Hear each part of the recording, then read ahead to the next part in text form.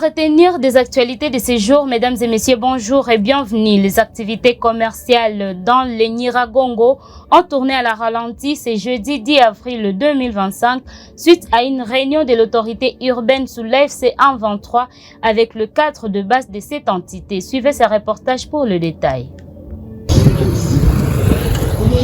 Boutiques et magasins fermés. L'avant-midi de ce jeudi 10 avril 2025, plusieurs magasins et boutiques n'ont pas ouvert leurs portes pour exercer leurs activités commerciales dans le territoire de Nyiragongo, situé au nord de la ville de Goma. D'après les informations recueillies, une réunion de l'autorité urbaine nommée par le 123 AFC avec les différents chefs de quartier de cette entité était prévue aux heures d'avant-midi. Tunafunga mabutiki sai walituambia aseme mitingi itakuwa nje, wakatambia tufunge mabutiki tuende hapo. Chef ndio alituambia, alipita maneve ndio tulikuwa tushafungula na tushatandika, akapita akatambia tufunge tuende kwa mitingi. Alituambia itakuwa ya wakubwa wa hizi siku. Pendant ces temps, la circulation n'était pas aussi comme à l'accoutumée sur la route. Quelques motos et taxibus étaient visibles roulant à la ralentie. À la fin de cette réunion, le chef du quartier Majengo n'a pas manqué à soulever les questions liées au recensement de la population et les problèmes de sécurité dans ces milieux afin de jouer son rôle dans l'exercice de ses fonctions. Ba chef d'avenue kuhimiza population wapokee wa recenseur kufanya ile recensement. Kwa ile recensement tuna shida ilikuwa kusudi wa recenseur kwa na shida ya kusema wapate access kwa malupango za makazi, lakini tunaenda tunasensibilize kusudi kila mkazi apatie wale wa recenseur access kusudi waweze kufanya recensement na kupata nombre exact ya population quartier Majengo, na pia kusensibilize watu population kuweza kudenoncer bandia ambaye tulikuwa ndani ya Munzenze, bandia ambaye alikuwa na silaha ndani ya nyumba yake, bila aweze kumdenoncer na pia naye aweze kuleta hiyo silaha ipane kwa jeshi. Na hiyo imetufurahisha na imekuwa ni jambo muhimu ambalo liko nasumbua population ya quartier Majengo. Hiyo mambo ya insecurity na watu wanaogopa kudenoncer ilikuwa ni shida kubwa sana.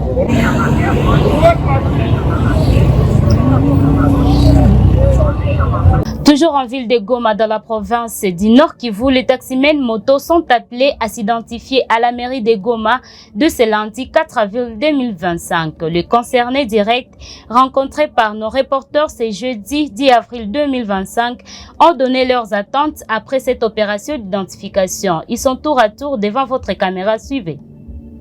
Kutuidentifier vile ni ya maana kwetu, watakuwa wanatusaidia sana. Ni ya mzuri kama watatilia identification vile wanatupatia ile majile, kama itakuwa ni maplaque je ne sais pas, hapo ndio watayua. Mais mie selon mie nawaza ya kwanza imangibania yako sana ile gilet na plaque, parce que ndio vitu vile vinaonekana comme ça. Mtu anaweza tia hivi na shamura comme ça plaque yake mna mwenye uko kimbia mtu tu anaweza iona yake plaque fulani numero fulani, na mwanaweza iona anaweza tepana ule mtu anaenda au gilet. Ndio vitu mbili ya maana sana kwangu selon mie, yenye inaweza kuwa kwanza mwili identification.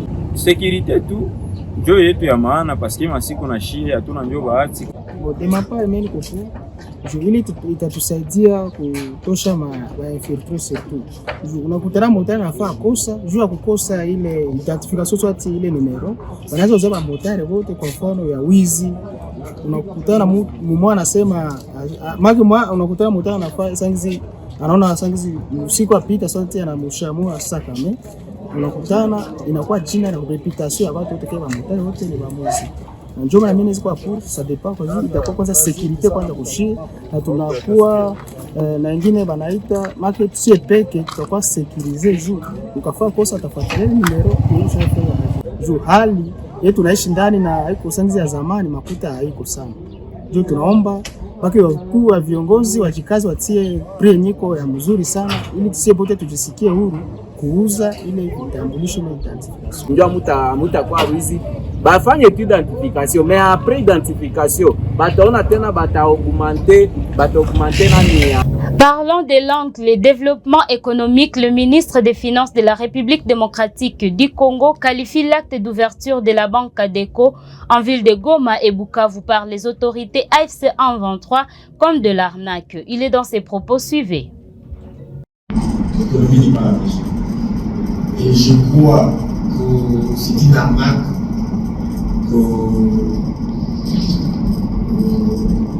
les M23 et ses alliés en train d'orchestrer. Parce que, qu'est-ce qu'on dit à nos populations qui sont en Goma?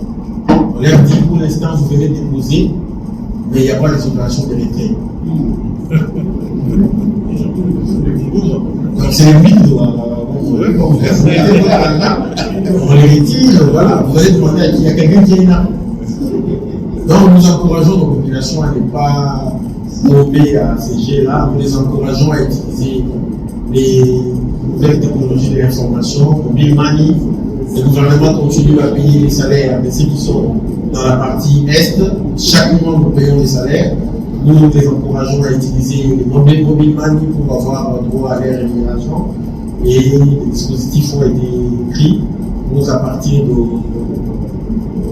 Eni, Vira, que les opérations continuent au niveau des institutions qui sont disponibles. C'est l'appel que nous lançons à la population de ne pas s'adonner à l'arnaque qui est orchestrée pour juste s'accaparer de l'épargne des Congolais et financer les crimes, les viols et les massacres. L'air n'est pas à cette posture, l'air est plutôt à la paix. Nous pensons que la paix, c'est la chose la plus mondiale que les Congolais ont besoin. Donc le gouvernement a donné la chance, c'est la requête de nos partenaires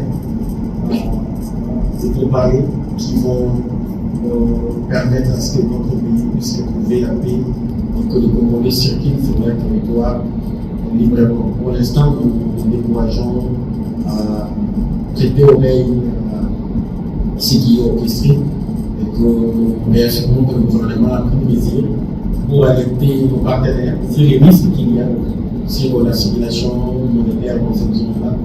Et les mesures appropriées seront annoncées par la Cour. Dans la succession de ces actualités et dans le but de lancer la vulgarisation de textes légaux relatifs à la création, l'organisation et le fonctionnement des comités provinciaux et locaux de sécurité, le ministre de l'Intérieur, Sécurité, Décentralisation et Affaires coutumières, Jacquemain Chabani Louko, est arrivé à Lubumbashi ce mercredi 9 avril 2025. Le détail, c'est dans ces reportages suivants. Lubumbashi, la capitale de la province du Haut-Katanga, était en effervescence ce mercredi 9 avril 2025 avec l'arrivée du vice-premier ministre de l'Intérieur et Sécurité.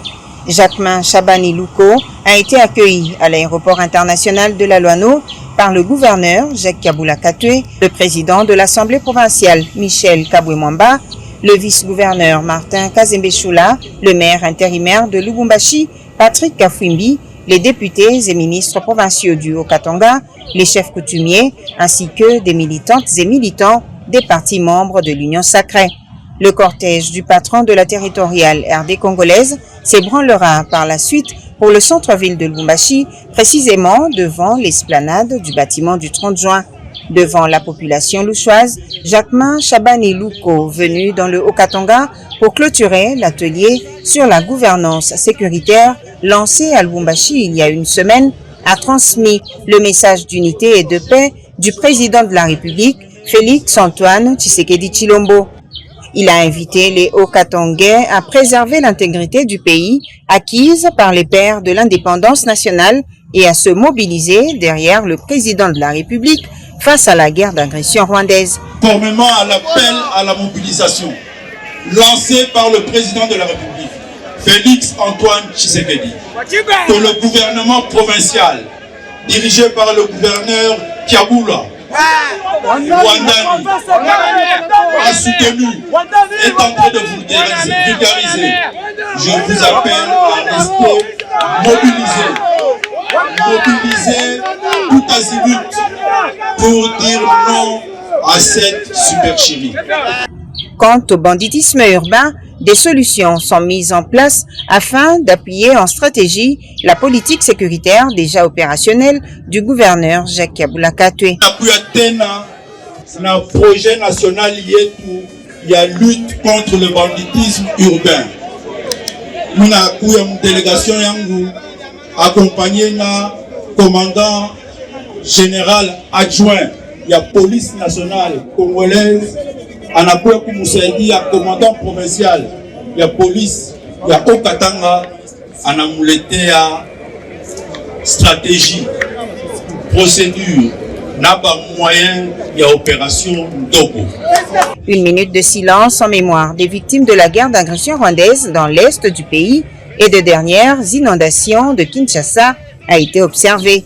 Le vice-premier ministre Jacquemain Chabani Luko va séjourner pendant 48 heures dans le Haut-Katanga et son agenda prévoit plusieurs rencontres avec différentes couches de la population. À la fin de ces actualités, mesdames et messieurs, le service national de la République démocratique du Congo a entamé le processus de modernisation du site KCC, y compris des travaux de construction d'un hôpital ultramoderne, des écoles ainsi que des routes. Dans ces reportages, suivez les détails. KCC se transforme, KCC se métamorphose, KCC se modernise, KCC se construit. Et le constat est fait dès l'arrivée. Bienvenue à l'aérodrome général d'armée Denis Kaloumé. L'hommage rendu au tout premier commandant du service national dépasse largement la seule façade du dit aérodrome. À l'intérieur des différents salons, en commençant par le présidentiel, vous y trouvez le reflet de l'ambition de donner le meilleur. Donner plus, doter le meilleur, voilà ce que vise le service national en construisant cet hôpital qui se veut ultra moderne dans ce coin de la République démocratique du Congo qui semblait être loin de toute civilisation. Ici, tout est pensé, tout est réfléchi afin de fournir des soins de qualité, comme l'explique ici le lieutenant général et commandant du service national, Jean-Pierre Kassongo Kabouik. Nous allons nous spécialiser dans l'orthopédie. Il y a plusieurs accidents de travail ici. Nous avons des bâtisseurs, les gens se fracturent, les gens se blessent, ainsi de suite. Ce sont les travaux manuels intenses. Mais aussi, nous disons, nous voudrions donner la chance à ceux de nos compatriotes qui servent sous le drapeau, qui ont été blessés sur le champ de bataille. C'est vrai, on le voit, par exemple, au Kankokolo, à l'hôpital militaire général, ils sont traités. Mais après, il se pose toujours un problème de réinsertion. Et nous voudrions accompagner cela. D'autres vont aller au Kankokolo, mais si nous avons une clinique spécialisée ici, d'autres on pourra les amener ici. Nous les soignons et après leurs soins, nous les réinsérons. Nous leur donnons un OP de terre, nous les encadrons en leur donnant semences et engrais, ou nous faisons de l'éleveur. Comme ça, ils ont une autre débouchée dans la vie. Vous voyez, quelqu'un qui a été blessé, qui ne se dise pas que je me suis sacrifié pour la nation et après la nation m'a abandonné, et que je suis abandonné. Ça les rend frustrés. Mais ça aussi a un impact sur ceux-là qui doivent aller se battre. Ils vont se dire, mais ceux qui sont partis, qu'est-ce qu'ils sont devenus? Et le prochain train qui va arriver ici, il va amener ces ambulances. Nous avons une ambulance 4x4 parce qu'on peut aller secourir quelqu'un même là où la route n'est pas très bonne, on peut entrer même dans les champs. Et nous avons une ambulance de bonne route, minibus, bien. C'est au profit des bâtisseurs de la nation, c'est au profit des agents et cadres du service national, et même les riverains aussi. Les riverains aussi. Les riverains aussi. Ils auront le droit de se faire soigner là-bas. Sauf imprévu, c'est en novembre prochain que cette institution hospitalière sera inaugurée. À côté de l'hôpital, le service national avec les bâtisseurs avait déjà construit une école, cette école, qui depuis fait le bonheur des enfants de cette contrée. Des bâtisseurs, mieux, des bâtisseuses qu'on retrouve ici. Elles sont en première ligne dans la construction de Mandala City. Entre guest house, salle de conférence, complexe omnisport, tout est fait pour faire de KCC une destination prisée à l'avenir pour divers types d'activités. L'idée c'est que Kanyama KCC soit un lieu qui attire les gens qui veulent se lancer dans l'agriculture, dans l'élevage, dans l'encadrement des jeunes, qui veulent s'inspirer ou qui veulent venir pour l'échange d'expériences. Nous avons à profiter de l'expérience des autres. Ils ont aussi à profiter de notre expérience dans tout ce que nous sommes en train de faire. Et donc, il faut créer les conditions idéales, de bonnes conditions de vie.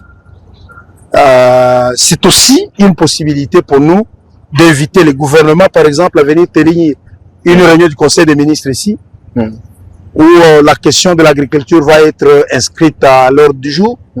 On parle, on lit la théorie à la pratique. On fait voir au gouvernement de la République le travail qui est fait, les avantages de faire ce que nous sommes en train de faire, les difficultés, ils comprendront mieux s'ils sont sur place avec nous.